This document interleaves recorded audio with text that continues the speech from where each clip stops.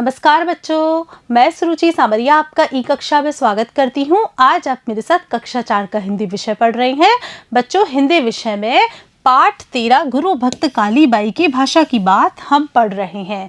बच्चों, यहाँ पर हम भाषा की बात यानी कि व्याकरण से संबंधित प्रश्नों को हल करने वाले हैं।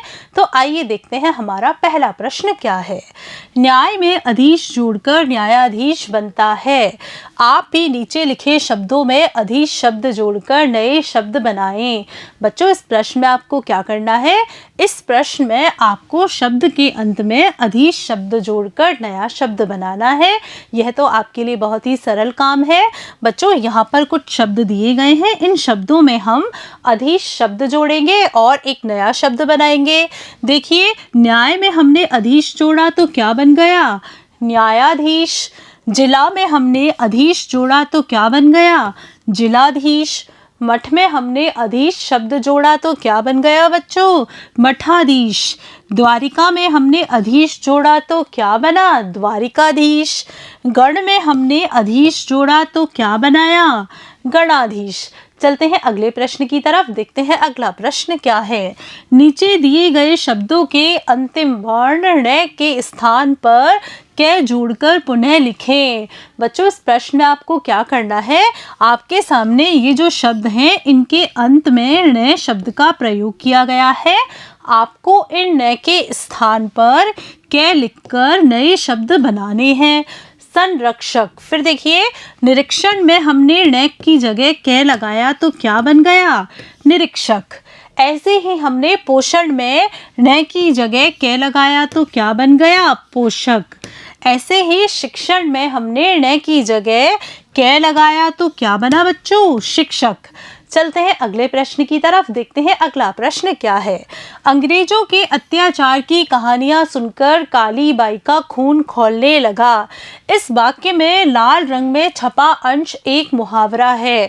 बच्चों, ये जो खून खौलने लगा क्या है? यह एक मुहावरा है। इसका अर्थ होता है क्रोध आने लगा। आपको क्या करना है इस प्रश्न में? पाठ में कुछ मुहावरे आए हैं, छांट कर लिखने हैं। पाठ ध्यान से पढ़ना है और पाठ में जितने भी मुहावरों का प्रयोग किया गया है, आपको वो मुहावरे छांट कर लिखने हैं और फिर शिक्षक से पूछकर इन मुहावरों के अर्थ भी आपको जानने हैं। बच्चों, इस प्रश्न को हम ऐसे हल करेंगे। देखिए, आपकी जो इस कहानी थी, इस कहानी में एक मुहावरा है, नमक मिर्च लगाकर कहना। इस मुहावरे का क्या अर्थ है? इस मुहावरे का अर्थ है बड़ा चढ़ाकर कहना। पाठ में अगला मुहावरा आया था, आग बबूला होना। आग बबूला होने का अर्थ क्या होता है? अर्थ होता है बहुत गुस्सा आना। फिर देखिए अगला मुहावरा था, छोटे मुंह बड़ी बात। बच्चों, इसका क्या अर्थ होता है? इसका अर्थ होता है अपने स्तर से ज़्यादा बड़ी बात कहना। आगे देखिए, क्रोध का सागर उमड़ना। बच्चों, इस मुहावरे का क्या अर्थ होता है? इस मुहावरे का अर्थ होता है भयंकर गुस्सा आना। टूट पड़ना मुहावरे का क्या अर्थ है? झपटना। बोहे तन्ना का क्या अर्थ है? क्रोध आना। चलते हैं अगले प्रश्न की तरफ। देखते हैं अगला प्रश्न क्या है। पाठ में गुरु भक्त तथा परम भक्त शब्द आए हैं। भक्त जोड़कर ऐसे ही नए शब्द बनाएं। बच्चों, आप इन शब्दों को देखिए, इन शब्दों में भक्त लगा हुआ है। आपको क्या करना है? ऐसे ही शब्द के पीछे भक्त लगाकर नए शब्दों को बनाना है। हम कौन कौन से शब्द बना सकते हैं? देखिए, देश में हमने भक्त लगाया तो क्या बन गया? देशभक्त। राम में हमने भक्त लगाया तो क्या बना? राम भक्त। शिव में हमने भक्त लगाया तो क्या बना? शिव भक्त। अंध में हमने भक्त लगाया तो क्या बना बच्चों? अंधभक्त।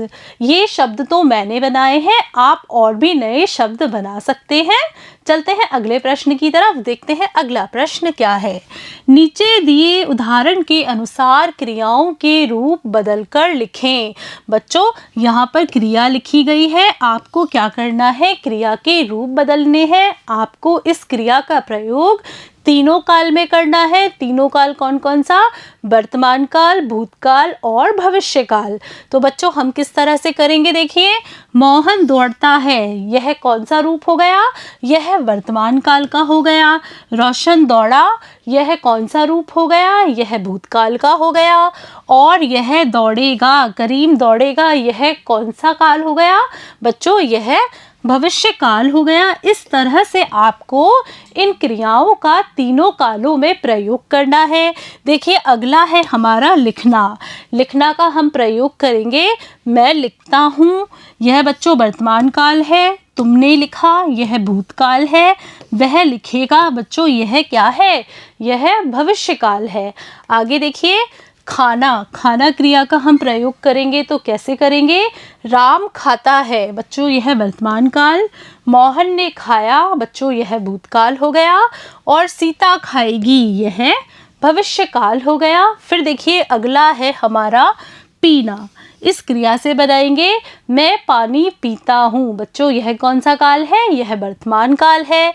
सुरेश ने पानी पिया, बच्चों यह कौन सा काल है? यह भूतकाल है।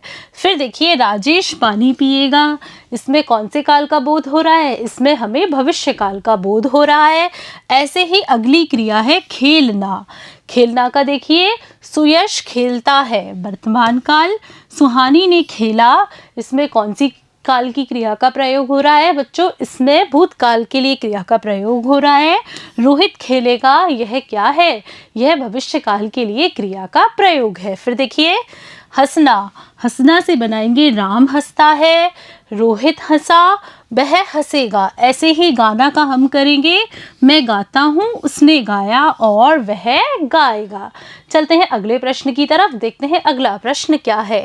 तुम क्या करोगे यदि कोई जानवरों को पीट रहा हो? बच्चों यहाँ पर आपसे पूछा जा रहा है कि अगर आपके सामने कोई जानवरों को पीट रहा है तो आप क्या करोगे? तो इस प्रश्न के उत्तर में लिखेंगे, यदि कोई जानवरों को पीट रहा हो तो हम उसे ऐसा करने से रोकेंगे।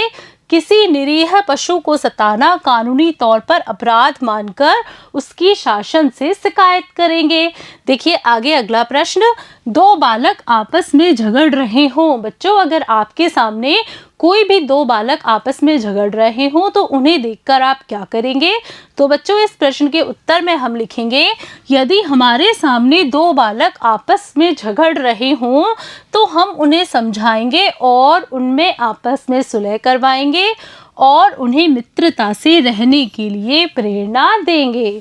बच्चों आज आपने मेरे साथ आपकी पाठ्यपुस्तक आओ सीखें भाग 2 के पाठ गुरु भक्त कालीबाई के भाषा की बात पर आधारित अभ्यास प्रश्नों को हल किया। मुझे पूरा विश्वास है कि आपको इन सारे प्रश्नों के उत्तर बहुत ही अच्छे तरीके से समझ में आ गए होंगे। नमस्कार बच्चों।